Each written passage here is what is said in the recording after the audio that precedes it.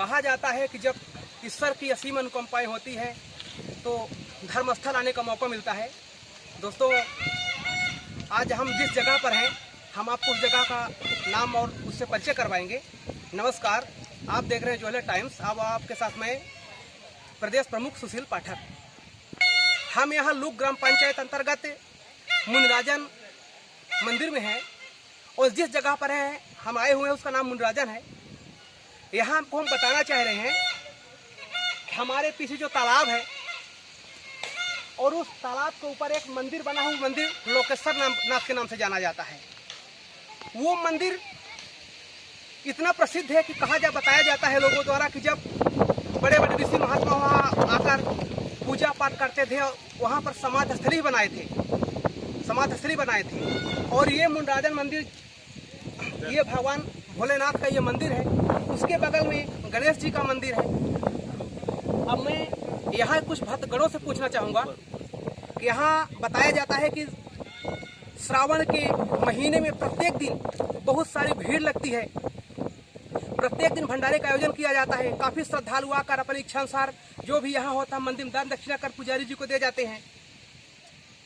अब कुछ भक्तगण जो हमेशा यहाँ आते हैं, श्रावण के महीने में खासकर रोज आते हैं, त्रयोदशी तेरस के दिन आते हैं।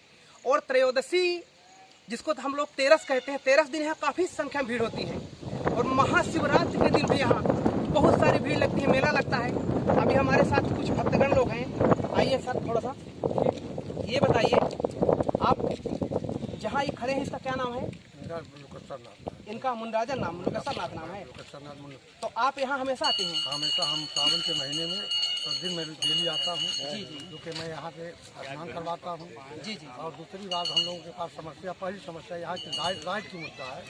जो यहाँ लाइट की समस्या है, क्योंकि भोलेनाथ के पास लाइट नहीं है, पानी पीने की समस्या है।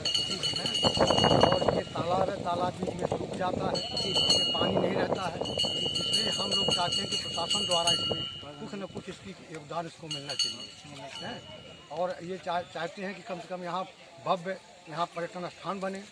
देखिए, हम यहाँ की जनता, हमारे 28 और 42 पार की जनता यहाँ लोकेश्वर नाथ में आती है और भोलेनाथ की पूजा करने आती है।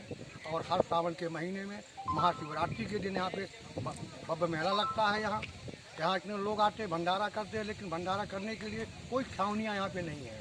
हम लोग ये चाहते हैं कोई यहाँ छावनी बनाई जाए, शासन द्वारा बनाई जाए, ताकि हम लोगों का यहाँ भंडारा सुचारू रूप से कर सकें। यहाँ से कितने दूर से है? हमारा कम से कम यहाँ से करीब 4 किलोमीटर दूर है। दर्शकों, अभी आपने रमेश पाठक जी की बातें सुनी। इन्हें अपनी बातें चैनल के माध्यम से रखनी चाहिए कि यहाँ श्रावण के महीने में जो आपको हम बता चुके हैं कि प्रत्येक दिन काफ़ी संख्या में भीड़ लगती है। महाशिवरात्रि के दिन यहाँ बहुत बड़ा मेला लगता है और त्रयोदशी तेरस के दिन यहाँ काफ़ी संख्या में भीड़ होती है। लोग भंडारे का आयोजन करते हैं, कथा वार्ता हुआ करते हैं। अब अभी इन्होंने जिन जिन चीज़ों की मांग की आप लोगों ने सुना ही। अब कुछ लोग और हैं मेरे साथ में। क्या नाम लिखते हैं अपना? करुणेन्द्र प्रसाद मिश्रा। ये बताइए मिश्रा जी, यहाँ के बारे में आप क्या कहना चाहते हैं? यहाँ ये मुनिराजन मंदिर है, बहुत प्रसिद्ध मंदिर है जी। और यहाँ मेन भीड़ तो बहुत होती है, लेकिन यहाँ जो सुविधाएं हैं लोगों को नहीं मिल पा रही हैं। यहाँ मेन सुविधा क्या है कि लाइट बहुत जरूरी है, लाइट नहीं है। लोगों की इच्छा होती है यहाँ भजन कीर्तन करवाएं, लेकिन अंधेरे के कारण यहाँ कुछ कर नहीं पाते हैं।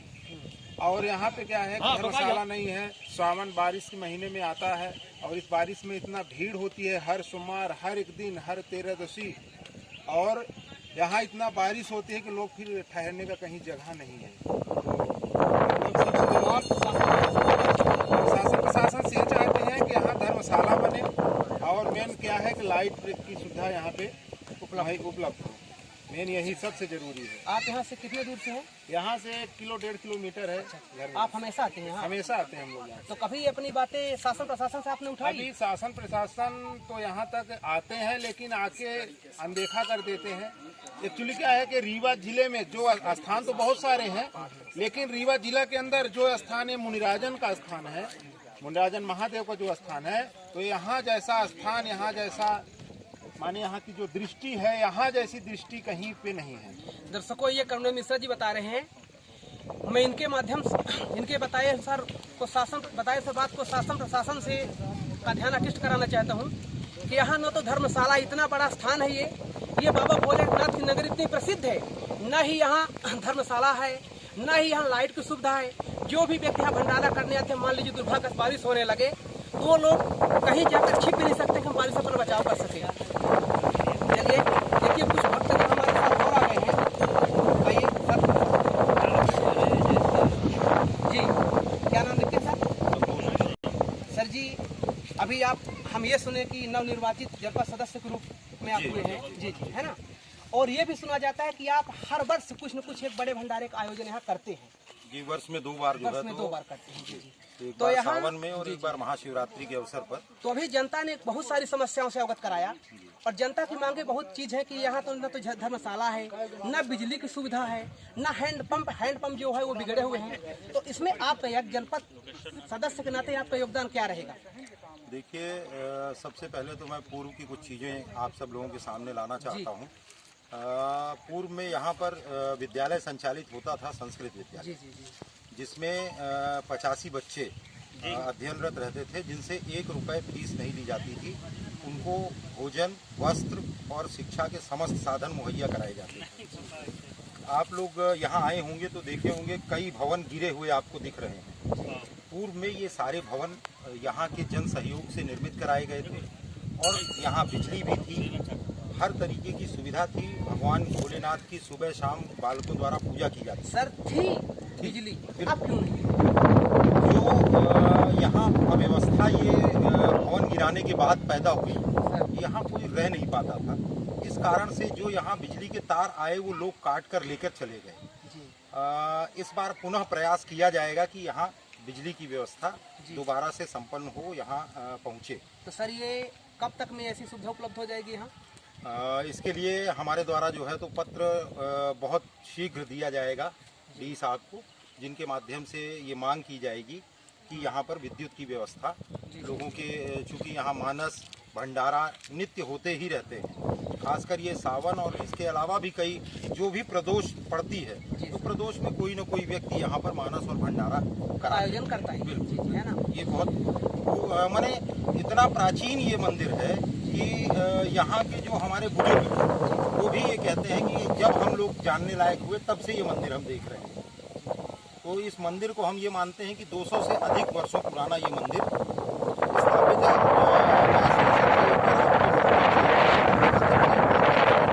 कि यहाँ पर पूर्व की कांग्रेस सरकार द्वारा इसको पुरातात्विक स्थल घोषित करने का प्रयास किया गया था, उसका प्रस्ताव गया था।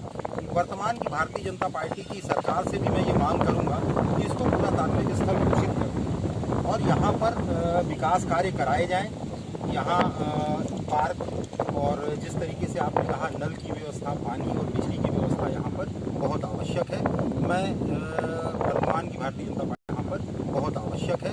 मैं वर्तमान की भारतीय जनता पार्टी सरकार से भी ये मांग करूँगा कि उसको पूरा करने का प्रयास करें और यहाँ के भक्तजनों की भावनाओं की कद्र करें। सर क्या नाम लिखते हैं? जी जी। दर्शकों, ये संतोष मिश्रा जी थे। ये वर्तमान नवनिर्वाचित जनपद सदस्य जी के पति जी भी हैं और नवनिर्वाचित जिला पंचायत सदस्य के भाई भी हैं। अभी आपने महोदय जी की बातें सुनी। हमारे सामने भारतीय जनता पार्टी के एक धुरंधर नेता भी मौजूद हैं। सर, अभी आपकी धर्मपत्नी जनपद पंचायत सदस्य से चुनाव लड़ी थी, चुनाव जीत गई, है ना। आप भी इसी ब्लॉक अंतर्गत आते हैं। इस बाबा भोलेनाथ की नगरी में आए, आप यहाँ आकर हर चीजों से, है ना, रूबरू हुए। अब इसमें जो भी समस्याएं थी, जो भी जनता की डिमांड थी, आपने सुनी। इसमें आपका योगदान क्या रहेगा? पहली बात तो जनपद सदस्य होने के नाते, और दूसरी बात भारतीय जनता पार्टी की सरकार है और भारतीय जनता पार्टी के अच्छे कहना चाहिए कद्दावर नेता भी हम आपको मान सकते हैं। तो आपको क्या सहयोग रहेगा? बहुत बहुत पहले आपको धन्यवाद देता हूं कि इस परमार्थ कार्य के लिए और भक्तों के भावनाओं के लिए जिस प्रकार से आपने हमको इस लायक समझा है, पूछा है जी। तो जहां हमारी बात कही जाती है और मैं भी जैसे अभी भाई साहब ने कहा है कि वर्तमान की सरकार हमारी पार्टी की सरकार है और जहां तक हमारा सहयोग होगा तो मैं ऊपर के तमाम जनप्रतिनिधि, चाहे माननीय विधायक जी हों, माननीय सांसद जी हों, उनसे भी इस विषय पर चर्चा करूंगा। क्योंकि वास्तविकता में आज का विषय नहीं, भैया ने कहा कि पहले बिजली की व्यवस्था यहाँ थी, ठीक। तो उस समय एक बात अलग लग सकती थी कि कहाँ से थी, हम लोग भी आज कल्पना कर रहे हैं। पर आज कुछ भी यहाँ अगर विकास बढ़े तो कोई असंभव विषय नहीं है, क्योंकि आज की जो आधुनिक व्यवस्था है उस पर कोई कार्य इतना अड़गड़ नहीं रह गया है कि यहाँ नहीं हो सकता है, संभव है। और अगर यहाँ जितनी भी सरकार की व्यवस्था पर्यटन स्थल बनाया जाएगा तो शायद पूरे विंध्य में जी ये मुनिराजन प्रसिद्ध होगा। और विंध्य में एक अलग धरोहर है, शायद इसको लोग पहचान नहीं रहे। हम आज तो ये दिव्य भगवान का दर्शन देख रहा हूँ, यहाँ से ऊपर तो नहीं जा पा रहा हूँ, पर जिस प्रकार से बद्री नारायण भगवान की आकृति को दिखाई दे रहा है कि बाबा केदारनाथ जिस प्रकार से बड़े ऊंचे हाइट में हैं, वो दिव्य दर्शन हमको भी यहाँ से दिखाई दे रहा है। और शायद वही सब चीज है सर हम लोग को समझने का और यहाँ की व्यवस्था बढ़ाने में तमाम भक्तजन और हमसे जो भी दायित्व हम लोग का जो सहयोग हो सके तो आवाज़ उठानी चाहिए। और निश्चित आए दिन सरकार से इस व्यवस्था को बढ़ाने के लिए मांग करना चाहिए। आने वाले समय में जिस प्रकार से वर्तमान की युवा पीढ़ी नशा में और अन्य चीज में जा रही है, तो ऐसे स्थलों में आ करके जैसे आज मैं ही आ गया यहाँ देखा तो विश्वास करिए इतना आनंदित और इतना मन अलग प्रफुल्लित है तो क्या कहूँ। भैया को बहुत बहुत धन्यवाद। क्या नाम लिखते हैं? मैं शिव शंकर तिवारी मेरा नाम है। दर्शकों अभी आप लोग देख रहे हैं शिव शंकर तिवारी जी है, ये बता रहे हैं कि पहली बार आए पर यहाँ पहुँचे से हमारा मन आनंदित पुलकित व गदगद हो गया। अब मैं आपको एक चीज और बताना चाहता हूँ, यहाँ जो पुजारी जी हैं कई वर्षों से रह रहे हैं, उन्होंने इस ऊंची पहाड़ी गुफा में क्या पाया है, उनके पास एक अद्भुत चीज रखा हुआ है। अब मैं आप लोगों को दिखाना चाहता हूँ। तो विश्वास करिए इतना आनंदित और इतना मन अलग प्रफुल्लित है तो क्या कहूँ। भैया को बहुत बहुत धन्यवाद। क्या नाम लिखते हैं? मैं शिव शंकर तिवारी मेरा नाम है। दर्शकों अभी आप लोग देख रहे हैं शिव शंकर तिवारी जी है, ये बता रहे हैं कि पहली बार आए पर यहाँ पहुँचे से हमारा मन आनंदित पुलकित व गदगद हो गया। अब मैं आपको एक चीज और बताना चाहता हूँ, यहाँ जो पुजारी जी हैं कई वर्षों से रह रहे हैं, उन्होंने इस ऊंची पहाड़ी गुफा में क्या पाया है, उनके पास एक अद्भुत चीज रखा हुआ है। अब मैं आप लोगों को दिखाना चाहता हूँ। तो चलिए हम थोड़ा पुजारी जी से चल के उनसे संपर्क करते हैं, पुजारी जी के पास क्या ऐसा है कि वो हम सबको दिखाएं। देखिए अभी मैं अब पुजारी जी के पास आया हूँ। अब आपको हम पुजारी जी से उस वस्तु के बारे में बात करूँगा, वो कौन सी चीज़ है जिसको पुजारी जी आज हम सबके बीच दिखाएंगे और उसका खुलासा करेंगे। जी जय भोलेनाथ महाराज जी। जय भोलेनाथ, जय भोलेनाथ। महाराज जी आप यहाँ कब से रह रहे हैं? यहाँ हम 2012 से। अच्छा, मतलब आपको 11 साल हो गया लगभग, है? जी जी। बताइए यहाँ क्या समस्याएं आपको हैं, यहाँ के बारे में क्या कहना चाहेंगे? यहाँ के बारे में ये कहना चाहेंगे कि यहाँ लाइट नहीं है जी है ना जी। और ये बंधा रिसर्च कर रहा है, माने बही रहा है तो एक बनवावा जाए जी जी सरकार से।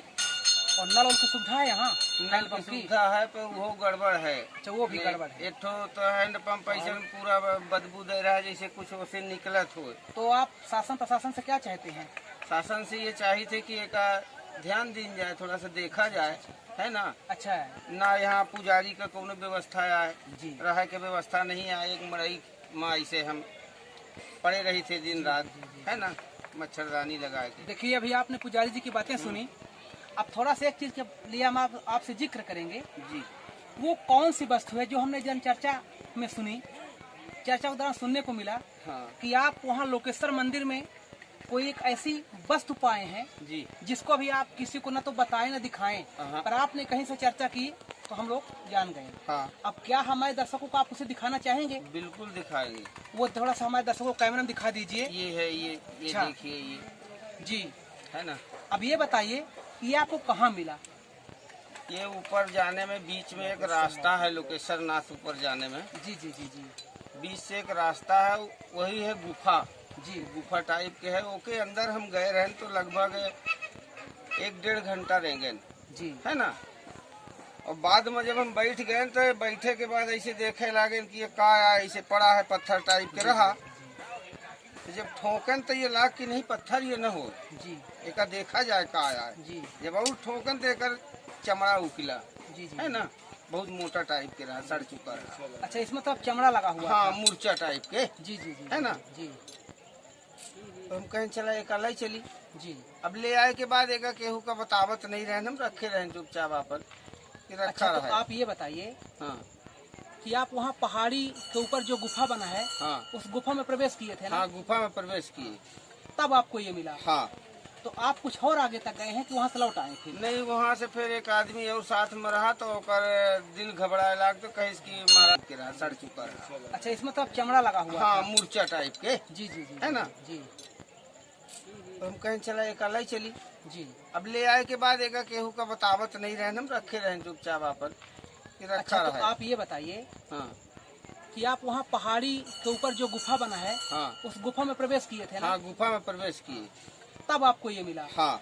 तो आप कुछ और आगे तक गए हैं कि वहाँ से लौट आए फिर? नहीं, वहाँ से फिर एक आदमी और साथ में रहा तो ओकर दिल घबराए लाग तो कहीं की महाराज जी चलिए वापस। तो अब इसके अलावा आपको और कुछ भी नहीं मिला? हाँ, इसके अलावा हो कुछ सकता नहीं है मिला आप है। और आगे जाते कुछ और आपको मिलता, हाँ है ना? हाँ, पक्का है। तो आप क्या कहना चाहते हैं इसके बारे में? आप इसको किसी को दिखाना चाहते हैं? बिल्कुल दिखाना चाहते हैं कि सरकार इसको देखा जाए। अच्छा, ये क्या है? ये क्या है, वहाँ काहे के लिए गया था? देखिए, अभी है ना? आपने पुजारी जी की बातें सुनी। इसको इनका ये कहना है कि इस पहाड़ के ऊपर एक मंदिर है, उसका नाम है लोकेश्वर नाथ मंदिर। वहाँ एक गुफा बना हुआ है। जब ये महाराज जी वहाँ गुफा के अंदर गए, कुछ दूर जाते इनको ये वस्तु मिली। ये कौन सी वस्तु है, इसको सिर्फ पुरातत्व विभाग वाले ही बता सकते हैं। हो सकता है अगर सही ढंग से खोज की जाए तो उसमें क्या क्या मिल सकते हैं। तो ये बताइए, गुफा कहाँ के लिए बनाई गई है? अब गुफा का तो कोई अंत ही नहीं है, अब कहाँ तक जा सकता है। हाँ, अब आप इनकी बात सुन ही रहे हैं, तो हम शासन प्रशासन का ध्यान आकृष्ट कराना चाहेंगे कि इस वस्तु की खोज कर इस पर्वत में जो भी गुफा बना है उसको देखें और शीघ्र ही उसके उत्थान के लिए कुछ अच्छे कार्य करें। प्रशासन से आपकी यही मांग है ना? बिल्कुल। दर्शकों, आप लोग हमारे साथ बने रहिए। आपको अगले एपिसोड में हम उस गुफा के अंदर भी दिखाएंगे। आपको दिखाएंगे ये वस्तु कहाँ पड़ी हुई थी, और आगे और जाएंगे तो क्या है क्या नहीं है। आप हमारे साथ ऐसे ही बने रहिए। जो आपने पुजारी जी अपना अमूल्य समय मुझे दिया, नई नई वस्तुओं से आप अवगत करवाएं, जो भी समस्याएं थी आप उनको बताया। शासन के साथ ध्यान आकृष्ट कराने की आपने बात कही। चलिए, ये बात मैं शीघ्र ही धन्यवाद आपका। पहुंचाता कम से हूँ। कम आप जी जी इसके लिए आए तो, जी, है ना। यहाँ तो कोई आते भी नहीं है कि ठीक। क्या हो रहा है, क्या नहीं हो रहा। आप लोग है ऐसे ही बने रहें। जोला टाइम्स न्यूज से प्रदेश प्रमुख सुशील पाठक।